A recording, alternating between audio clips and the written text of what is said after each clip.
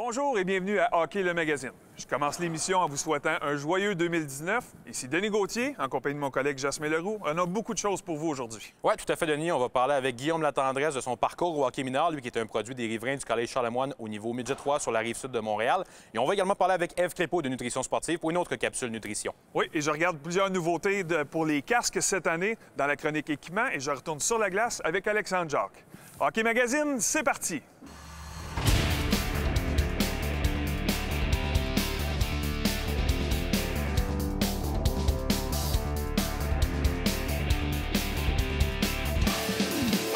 Hockey le magazine, en collaboration avec Hockey Québec, le leader du développement et de l'encadrement du hockey au Québec.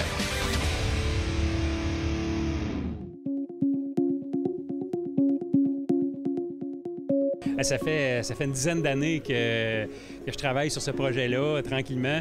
Là, c'est vraiment extraordinaire là, de voir l'intérêt. Moi, je dirais que c'est de voir les gens qui s'approprient tranquillement la plateforme. Tu sais, quand tu pars quelque chose, toi, tu y crois, tu t'aimes ça. Mais là, de voir d'autres personnes se l'approprier, puis des professionnels, des gens de tout niveau dans le hockey, c'est vraiment extraordinaire. Un projet que c'était plusieurs années sur lequel il travaillait. Il y avait eu plusieurs ébauches qui avaient été mis de l'avant. Je pense que là, il arrive avec un beau projet concret. Puis nous, au niveau de la Ligue junior majeure du Québec, avec nos entraîneurs à l'avant, on va être très heureux de collaborer à ça. La qualité des intervenants. T'sais, on voit la Ligue junior majeure du Québec qui s'implique, l'entraîneur-chef du Canadien de Montréal, on voit là, avec le hockey féminin, avec les jeunes en difficulté, on voit que c'est un projet qui est très large, on voit toute l'ampleur que prend le projet en ce moment, donc c'est très impressionnant. Puis c'est aussi un changement de paradigme. Là, on part du papier puis du cartable à la technologie. Fait qu'il y a tout le temps une petite résistance, il y a tout le temps un besoin d'amener ces changements-là. En ayant nos exercices puis en ayant vraiment notre place sur la plateforme, ça nous permet d'avoir une belle visibilité, mais aussi vraiment de partager nos connaissances puis partager notre vision des choses, parce qu'on a une réalité qui est vraiment différente de la Ligue nationale, de la Ligue junior majeure du Québec, du hockey mineur. On a une réalité de hockey scolaire qui est bien à nous. On doit composer avec cette réalité-là, donc les gens vont pouvoir découvrir de quelle façon on travaille face à cette réalité-là. Je pense que ça va être très intéressant pour tout le monde. L'échange d'entraînement qui va pouvoir se faire entre un entraîneur de hockey mineur qui va pouvoir envoyer son entraînement à un entraîneur junior majeur qui va pouvoir travailler avec lui pour améliorer l'entraînement, ou l'inverse, un entraîneur junior majeur qui va faire un entraînement pour permettre à des jeunes entraîneurs de hockey mineur d'en bénéficier puis d'être encore plus efficaces sur leur temps de glace. C'est essentiel d'avoir quelque chose de visuel. Les jeunes sont de plus en plus visuels, ils ont besoin de plus en plus de support et leur niveau d'attention est souvent réduit. Fait que c'est que s'embarquer dans des explications de 10-15 minutes pour un exercice, on ne peut plus faire ça maintenant. Fait que là, c'est très rapide, ils le voient, ils le comprennent et ils ont accès de la maison. Donc, on sauve aussi du temps au niveau du temps de glace. On sait comment c'est précieux le temps de glace au niveau du hockey mineur. On a peu de temps, peu de pratique. Donc, si les jeunes peuvent avoir accès au contenu avant d'arriver, on va être beaucoup plus efficace à la glace. Je pense qu'autant les entraîneurs que les joueurs ont passé par le hockey mineur. Je pense que ça va être une belle opportunité pour eux de démontrer leurs aptitudes puis de mettre en valeur ce qu'ils apprennent lors de leur stage junior. Pour avoir vraiment un produit, une technologie qu'on va être très content, très à l'aise, c'est qu'il y a une communication entre les professionnels et l'amateur. Donc, c'est de vraiment amener cette communauté-là au niveau de l'apprentissage. Donc, que les professionnels partagent leur expertise, mais aussi que les amateurs puissent partager ce qu'ils font, puis vraiment collaborer à faire avancer finalement la connaissance sportive. Cette semaine, à la question quiz. Le 7 novembre 2006, Guillaume Latendresse inscrivait le premier but de sa carrière dans la Ligue nationale. L'ex-attaquant du Canadien devenait ainsi le plus jeune joueur de l'histoire du Canadien depuis la saison 92-93 à réussir un pareil exploit. Qui était ce joueur? Est-ce que c'était A. Patrice Brisebois, B. Benoît Brunet ou C. Éric Desjardins? La réponse après la pause.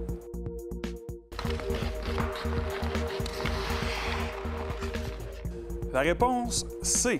En touchant la cible contre les Oilers le 7 novembre 2006, Guillaume Latendresse était devenu, à l'âge de 19 ans, le plus jeune membre de l'histoire du Canadien à inscrire un but dans la Ligue nationale depuis Éric Desjardins. Latendresse avait alors eu raison du gardien de but Dwayne Roloson pour trouver le fond du filet à son 16e match dans le circuit. Le 84 jouera finalement 3 saisons et demie avec le tricolore avant de conclure sa carrière dans la Ligue nationale avec le Wild et les Sénateurs. On l'a récemment rencontré dans le cadre du segment « Mon parcours au hockey mineur ». Mon parcours au hockey mineur, ça a été à Ville-Sainte-Catherine. Ça a été avec les Aigles, les Éperviers. J'ai eu la chance d'avoir de bons entraîneurs, de bons partenaires de jeu aussi. Je pense que c'était le fun. D'évoluer avec mon frère une année sur 2. J'ai été surclassé souvent, donc ça me permettait de jouer avec mon frère aussi. Donc ça a été des très, très belles années. L'année la plus marquante, ça a été mon année Midget 3 à 14 ans, quand j'ai reçu le coup de fil pour dire qu'on m'a invité au camp d'entraînement. J'étais un jeune joueur, j'aimais le hockey, je jouais dehors, mais pas au point de dire peut-être je vais faire la Ligue nationale ou quoi que ce soit. Puis on dirait que c'était le premier tremplin pour dire ben tu fais partie de l'élite, puis on te veut dans ce groupe-là. Ben, je pense que tous les jeunes qui vont au tournoi POI de Québec, tu peux pas te tromper. C'est sûr que oui, on n'a pas gagné. Je pense qu'on a perdu en 12e tir de barrage, mais il reste que ça a été vraiment phénoménal là, comme expérience. Au niveau mineur, je pense que j'ai pas le choix d'aller avec l'entraîneur Martin Russell, avec qui c'est lui qui m'a donné ma chance à 14 ans, au-dessus de 14 ans dans la Ligue Midget 3A. Je pense qu'il m'a ouvert les portes un petit peu, il a pris l'opportunité, il a pris le guess de rentrer un jeune de 14 ans dans son alignement. Une année qu'on a réussi à gagner le championnat en plus, donc je pense que ça a été une année très déterminante pour moi.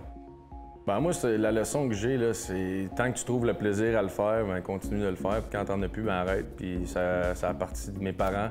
Mes parents, c'était comme ça. Même si on avait du succès, même si ça allait bien, le jour où qu'on était tanné, on tirait sa plug, il n'y avait pas de problème, on allait faire autre chose. On n'a jamais senti cette pression-là de devoir performer, puis de devoir atteindre un certain statut ou un certain niveau. Fait que je pense que c'est un peu un conseil que j'ai eu, que je donne, puis que je veux que les parents l'entendent aussi, là, de laisser les jeunes s'amuser. Aujourd'hui, je trouve qu'on les maximise dans le hockey 12 mois par année, puis on dirait qu'on oublie les autres sports puis ce qu'il y a autour. Puis c'est ça qui est important des fois, de se développer d'autres aptitudes. Mon idole de jeunesse, là, Eric Lindros, ça a été vraiment mon joueur favori de par son style, de par sa force physique, de par sa façon d'aller au filet, sa façon d'être intimidant. C'était vraiment mon joueur. Ben, mes équipes préférées, c'est certain, j'aimais beaucoup le Canadien, là, pas en étant de la région de Montréal. On n'a pas beaucoup le choix de suivre le Canadien puis d'en être passionné, donc ouais, je pense que c'était le Canadien. Mon premier match, ça a été à Buffalo. Les années où il y avait des Pomainville au sommet de son nord, des Chris Drury. Je pense qu'il y avait des joueurs là, exceptionnels. Je me souviens que je me suis assis dans la chambre après et j'ai dit ça va vite, cette ligue-là. C'était impressionnant. Mais il y avait vraiment Milan et Duke qui étaient là. Il y avait vraiment une équipe exceptionnelle. Donc ça a été vraiment une belle expérience. Tout qu'un match. Je ne te dis pas que je me souviens de ma performance, mais je sais que c'est l'accomplissement pas d'un rêve, d'un vouloir depuis tellement d'années. Pour moi, mon frère qui n'a jamais vécu ça, mais qui a suivi le même chemin au complet que moi. Fait que oui, ça a été émotionnel, c'est certain. Quand on met des patins pour la première fois à 3 ans avec une petite chaise, c'est parce qu'on s'amuse, puis on a du fun avec ce sport-là, puis on dirait que des fois, ça devient une business, trop de bonheur.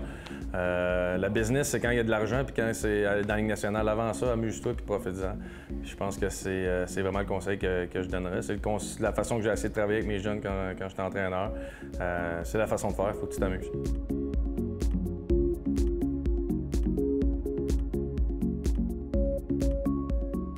Après la pause, on s'entretient avec la nutritionniste sportive Ève Crépeau qui va démystifier un peu l'apport des protéines dans l'alimentation. On va parler cette semaine de protéines, qui est évidemment un sujet omniprésent dans le sport pour un athlète. D'abord, les protéines qu'on parle là au niveau de la viande et du poisson, est-ce que c'est l'élément numéro 1 à surveiller pour un athlète? C'est très populaire, mais c'est pas nécessairement le numéro 1. Le numéro 1, je te dirais que c'est plus les glucides, parce que c'est l'énergie de base pour un athlète. Mais il ne faut pas sous-estimer l'impact des protéines non plus. Mais dire que c'est numéro 1, je ne dirais pas ça. Est-ce que lorsque vous faites des plans d'entraînement pour un jeune, par exemple, il y a beaucoup de place aux protéines? Est-ce qu'il peut en avoir trop? Est-ce qu'il faut vraiment que ce soit contrôlé? Ou... Il peut en avoir trop, comme il peut en avoir pas assez. De façon générale, c'est assez facile de combler ses besoins en protéines. Les gens pensent qu'ils ont besoin de prendre des suppléments, toutes sortes de choses, de vraiment faire attention. Mais dans les faits, c'est assez facile, si on a une alimentation équilibrée, d'avoir suffisamment de protéines. C'est sûr qu'on va vérifier qu'il y en ait un minimum et pas trop, mais de façon générale, c'est c'est facile d'atteindre son apport en protéines avec des aliments là, de tous les jours. Bon, justement, on parlait des aliments de tous les jours. Il y en a plusieurs, la viande rouge, la viande blanche, le poisson. Exactement. Parlez-nous un petit peu des protéines qu'on peut retrouver dans un plan d'alimentation. Lesquelles vous recommandez particulièrement? Il y a d'autres choses. C'est sûr que la viande, tout ça, les œufs, les protéines, tout ce qui est protéines dans le lait, la protéine du lait est très, très complète. Yogourt grec, 2 fois plus de protéines dans le yogourt grec, donc c'est un aliment intéressant. Puis il y a toutes les protéines végétales aussi qu'on peut retrouver, donc dans le tofu, par exemple, dans les haricots, le tempeh. Donc il y a quand même... beaucoup d'options quand même. Il y a beaucoup d'options, absolument. Oui. Un phénomène qui est arrivé pas récemment, mais les suppléments protéinés, les fameux shakes de protéines, c'est arrivé il y a quelques années. Pour un jeune, est-ce que c'est dommageable? Est-ce que c'est suggéré à un jeune de, par exemple, 14, 15 ou 16 ans? Les suppléments de protéines, moi, je les recommande pas en bas de 18 ans. Et même pour les gens en haut de 18 ans, c'est très possible d'atteindre ses besoins en protéines sans supplément. C'est sûr que c'est une façon facile et rapide d'aller chercher des protéines de qualité. C'est quoi l'effet recherché, justement, quand on en prend? On veut prendre la masse musculaire particulièrement? Ou... Bien, dans la tête des gens, oui, c'est de prendre de la whey, là, justement, la protéine de petit lait. Ça va aider à gagner la masse musculaire, mais c'est pas ça qui va aider à gagner la masse musculaire. Oui, d'avoir des protéines après mon entraînement, mais j'ai besoin de glucides, j'ai besoin de plein de choses. Puis ces protéines-là, je peux aller chercher dans des aliments autres que des suppléments de protéines. Donc, pour moi, un athlète, un jeune hockeyeur à qui je conseillerais un plan alimentaire, je dirais focusser sur les aliments avant d'aller avec les suppléments. Si on se concentre en terminant pour un joueur de hockey en particulier, vous faites un plan d'alimentation pour un jeune de 16 ans, ça serait quoi le nombre de protéines qu'il va avoir dans sa journée, par exemple? Le nombre de protéines va vraiment varier selon le poids, mais une chose qui est très importante, c'est de varier. En fait, c'est la distribution des protéines pendant la journée. On recommande d'avoir à peu près une vingtaine de grammes à chaque repas. Puis présentement, l'apport typique en protéines des gens, c'est qu'ils en ont très peu au déjeuner, un peu au dîner et beaucoup, beaucoup au souper. L'idée, c'est de rééquilibrer le tout en ayant une quantité plus égale, autour de 20 grammes déjeuner, dîner, souper et dans les collations aussi. C'est vraiment le meilleur conseil que je donnerais aux gens. Bon, bien, quand on termine avec un conseil, c'est toujours une capsule réussie. Merci beaucoup, Ève. Ça me fait plaisir.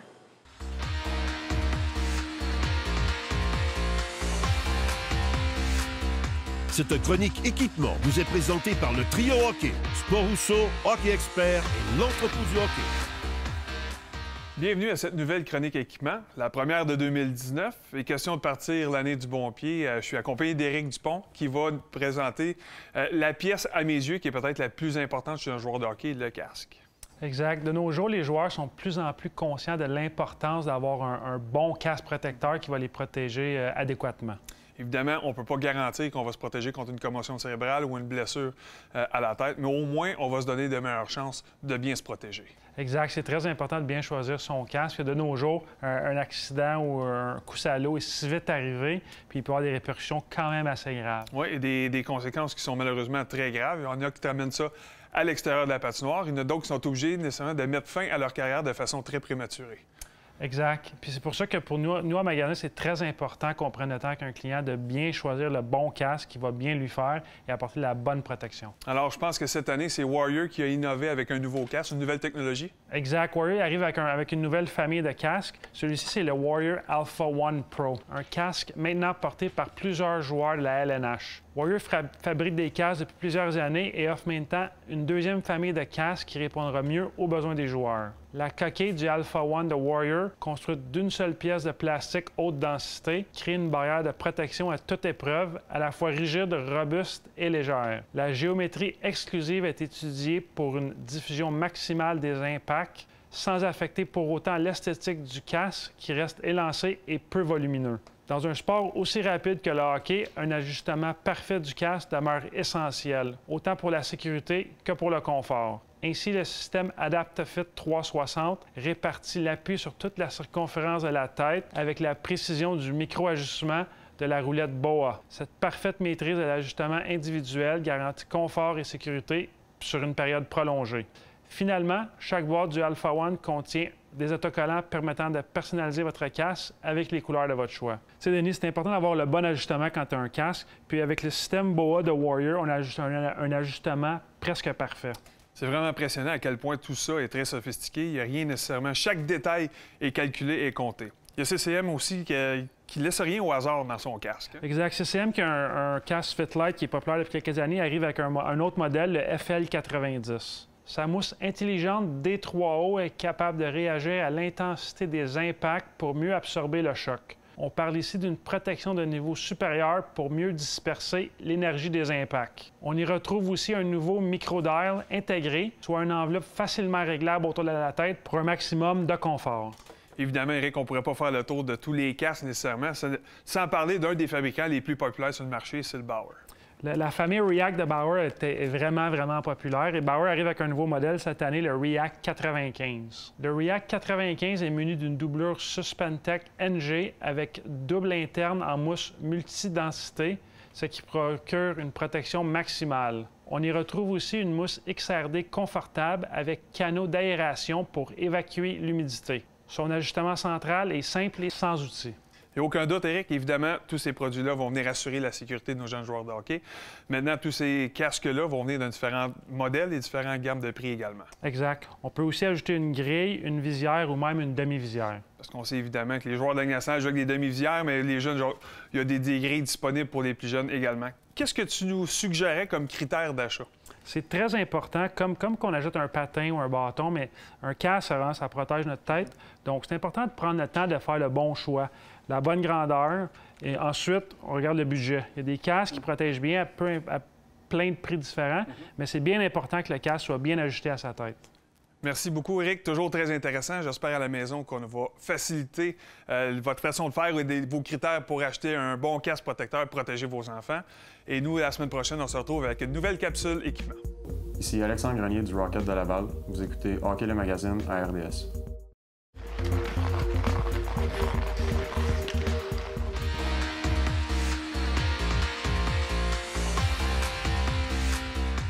La chronique sur la glace est une présentation de Capped Order, hygiène du sport. Capped Order passe à l'action. Cette semaine, à la chronique sur la glace, je suis accompagné d'Alexandre Jacques de l'Académie de hockey Joël Bouchard. Alexandre, on le sait tous, la chose la plus fun à travailler chez un jeune joueur, c'est les tirs au filet. Mais la réalité du hockey mineur aujourd'hui, c'est qu'il y a beaucoup d'équipes, peu de temps de glace, et on travaille souvent en demi-glace. Il y a un filet et un gardien pour 15 joueurs. Comment est-ce qu'on peut maximiser l'espace pour travailler cet aspect-là? Justement, aujourd'hui, ce qu'on va faire, on va travailler dans 3 stations différentes où on va travailler 3 aspects différents du lancer et on va s'assurer de maximiser notre glace en travaillant sur une demi-glace. Parfait, je regarde ça tout de suite. Donc, les joueurs sont installés pour la première station. On le sait très bien, dans le hockey d'aujourd'hui, lorsqu'on a la rondelle, on n'a pas beaucoup de temps pour réagir et mettre la rondelle au filet. C'est un peu ça qu'on travaille. Exactement. Donc, on va travailler vitesse d'exécution. Ce qu'on ne veut pas voir, c'est un joueur qui dribble la rondelle avant de lancer. Donc, réception rapide, on lance. Et l'autre point qu'on va regarder, c'est le positionnement des pieds. Très important. On va y aller, les boys.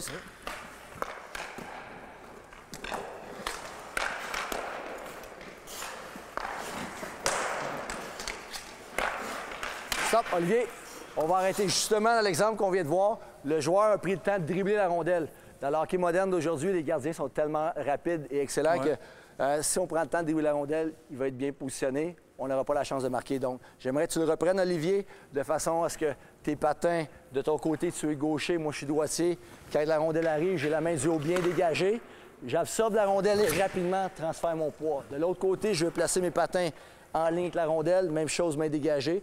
J'absorbe la rondelle et rapidement transfère mon poids. Une chose qui peut aider aussi, c'est la prise d'information avant d'avoir la rondelle pour savoir où le gardien se situe. On sait qu'il va être en déplacement, mais évidemment, c'est important aussi d'avoir une prise d'information de ce qu'il y a devant nous. Exactement. Donc, une fois que le joueur va maîtriser le geste technique, on va mettre l'accent par la suite de prendre l'information. Excellent. Excellent. Donc, on voit Olivier réagir beaucoup plus rapidement et c'est efficace aussi. Très bon tir. Excellent. Excellent. Parfait. Très bon. Excellent. On va aller voir la deuxième station. Alors, deuxième station, on a installé 2 joueurs avec un filet le long de la rampe ici. Et lorsqu'on parle, le jeu d'aujourd'hui est fermé beaucoup. Les défenseurs ferment le centre, le devant du gardien, plus difficile d'accès. Mais lorsque tu veux marquer des buts, pas tous les buts sont marqués du premier coup. Non, une statistique montre qu'en 2012, 66 des buts dans la Ligue nationale étaient marqués suite à un retour de lancer. Les statistiques doivent être passablement les mêmes encore aujourd'hui. Donc, c'est une habileté technique qu'on ne pratique pas assez souvent. On va le pratiquer ici, très simple. On va servir d'un pneu. Le joueur doit être dans une bonne position de base, fléchi, de façon à réagir rapidement. On y va, les boys? Donc, ce qu'on veut, c'est que le joueur, justement, soit réfléchi de façon à être capable de transférer son poids d'une jambe à l'autre.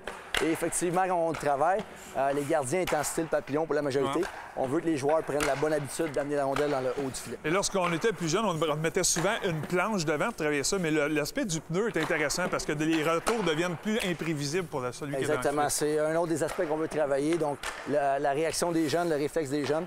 Avec le pneu, bon, le rebond n'est pas prévisible. Oui, exact. Bon, parfait. Fait qu'on a vu la deuxième station, on se déplace pour la troisième. Excellent. Alors, pour cette troisième station, on a installé un filet de l'autre côté de la patinoire, évidemment.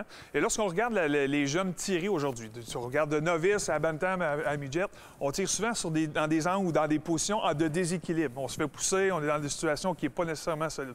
Toi, ce que tu veux faire aujourd'hui, c'est de revenir à la base. C'est d'être capable de tirer sur des bases beaucoup plus solides. Exactement. On veut travailler sur notre transfert de poids de la jambe arrière vers la jambe avant.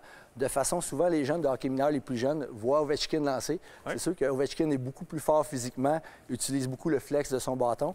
Mais les plus jeunes novices, à tombe, n'ont pas la force physique. Donc, c'est important d'avoir un bon transfert de poids de la jambe arrière vers la jambe avant. C'est ce qu'on veut travailler ici. Parfait. Si on s'installe, les boys, on monte ça.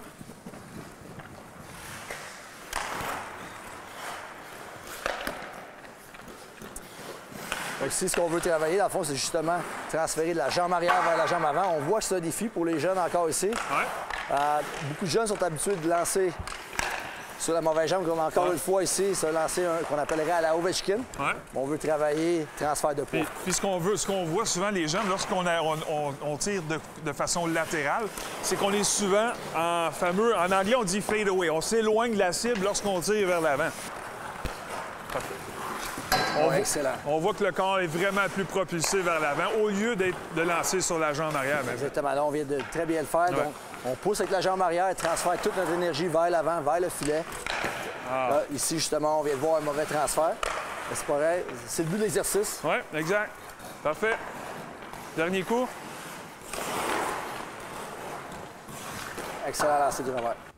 Bon, on a vu les techniques, tout le monde est en place, on est prêt à montrer ce que ça donne. Évidemment, tout le monde aime ça marquer des buts, tout le monde veut être Ovechkin ou Crosby, mais même eux autres, ils l'ont travaillé, leur succès. Exactement. Donc, on va travailler encore une fois les 3 stations en même temps. On maximise notre espace de jeu et de cette façon-là, on a le maximum de joueurs en action en même temps. Parfait. On se laisse là-dessus et nous, on se retrouve plus tard. Allez-y, boys. Très bon. Lors de la prochaine émission, Jasmin est un invité de marque pour nous. Oui, tout à fait. L'attaquante américaine de l'équipe des Canadiens de Montréal, Hilary Knight, va être avec nous. On l'a rencontrée il y a quelques semaines. Ça va être très intéressant à vous présenter. On va également parler avec Alexandre Burrows, qui est maintenant entraîneur adjoint du Rocket de Laval après avoir terminé sa carrière de joueur. On voit ça la semaine prochaine. Moi, je vous fais découvrir des accessoires d'hiver dans notre chronique équipement. Et aussi, on rejoint Ramzi Abid sur la glace. À la prochaine. Hockey le magazine vous a été présenté en collaboration avec Hockey Québec, le leader du développement et de l'encadrement du hockey au Québec.